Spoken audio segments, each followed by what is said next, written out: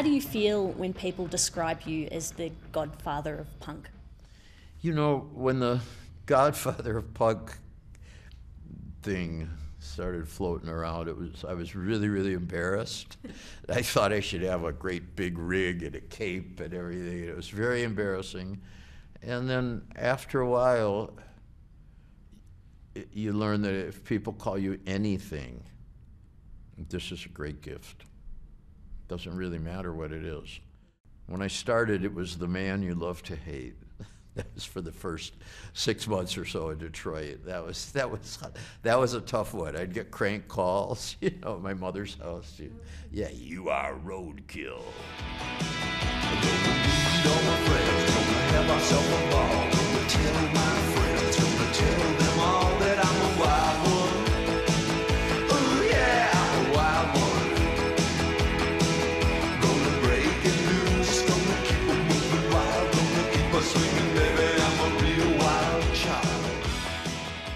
Iggy, you grew up in a trailer park outside of Detroit. What were you like as a kid? I was a pretty nice kid. I don't know, kind of quiet, but quiet in terms of I wasn't going out and setting fire to anything. I had a big mouth, and I was creative type.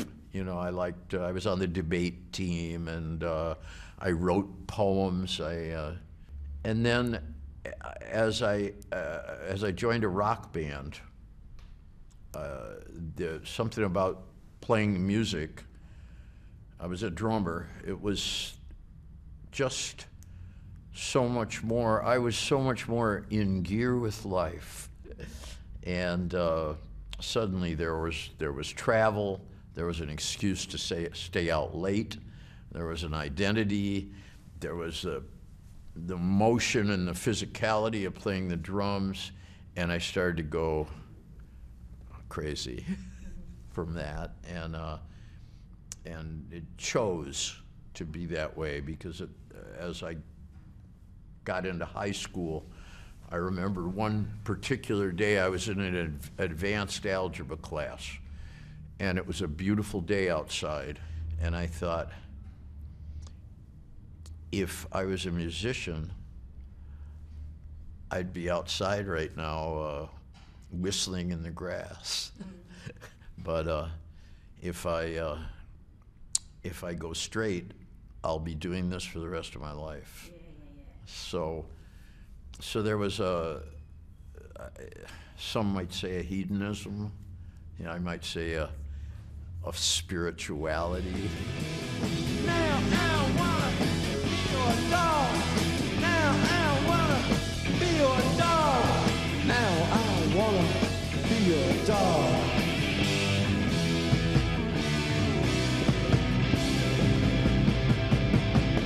Well, come on!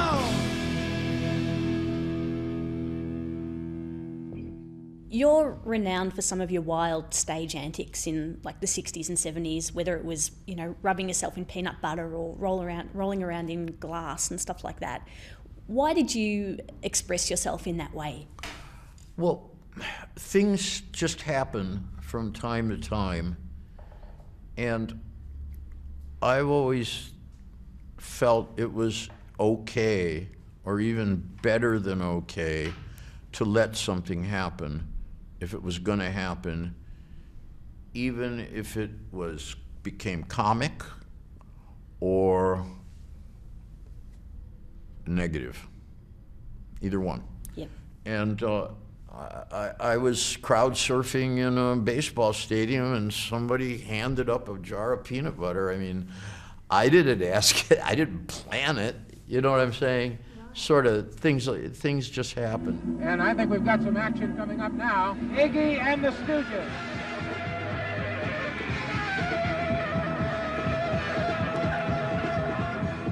That's peanut butter. I've always been so disappointed when I go to see live shows and you get the feeling somebody's walking through. Like they might as well have why don't you just bring a cardboard cutout and set it up there and then get a laptop and press something. We're halfway there now anyway with the the star DJs, you know, and some of them, as good as they are, basically they're providing thumps for people who can't dance, and you know, you just do this, smoke a cigarette, which is okay. The people who can't dance, you know, I was one of those people. I couldn't dance either, so I thought, well, maybe if I like get a rock band and smoke some DMT and take some LSD and a few joints, maybe I'll dance. And I did.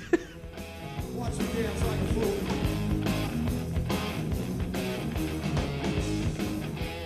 How much of that was your instinct kind of coming out, and how much was the drugs?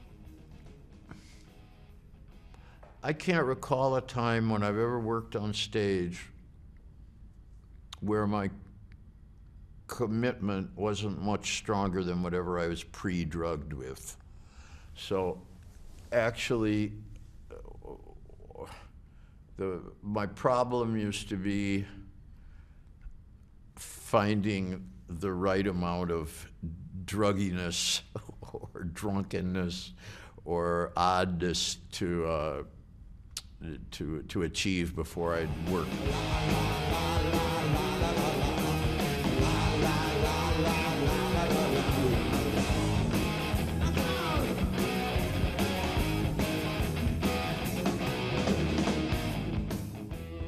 What I was doing as a vocalist for the Stooges was new. And I had no idea that it was threatening to some people and disgusting to others, but it was. It threatened a certain order. That's the kind of person I am. You push me back, I'm gonna push you back. So if it's all right with you, I'd like to show you a video from Australian TV. Oh no, let me guess. I bet you know what it is. Countdown? Hiya, Dogface. Iggy, how are you, mate? Listen, welcome to the show. The first time I saw you was in Detroit. So you want to know what I think about this, right? Yes. Was in Detroit a couple of years ago, live in concert. What's wrong? Don't you send me up there? You behave yourself. As promised, Iggy Pop, who's popping right around the studio with I'm Bored.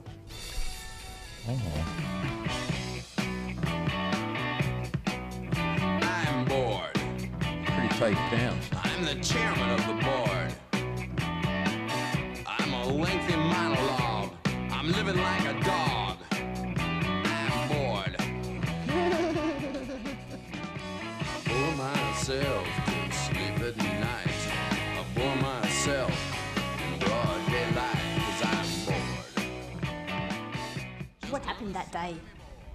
It was the first time in my life that I'd actually been thrown out on a promotional tour. I won't say I got tricked into it, but more or less. Yeah. I had a pretty successful attempt to allude to the fact that I thought I was on a silly show, and without being a grump about it. Yeah. And what? Can you answer these questions properly? You know, I could have gone on there and spat at the guy or whatever. I didn't do that. I'm bored. I'm the chairman of the board. That's a pretty rockin' song. It's hard to deliver a rock song solo like that. Harder when it's an audience that doesn't know what planet you landed in from and wishes you would go away and wants their daddy to get rid of you or whatever. I thought it was a pretty fair performance. There aren't a lot of people that can do that. Kids these days still listen to your records. What do you think it is about your music that has just endured? There's life in some of those records. In the everything I made up through the age 30, there's a lot of life in them. There's a person in there, and people will listen. If they hear another person speak to them reasonably, person to person, not on a subject like what is punk or whatever, they'll listen because it's lonely out here.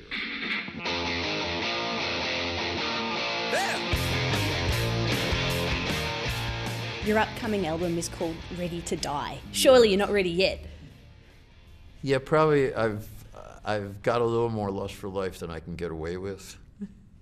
Just always been a problem for me, you know. So yeah, I'm still a boy at heart.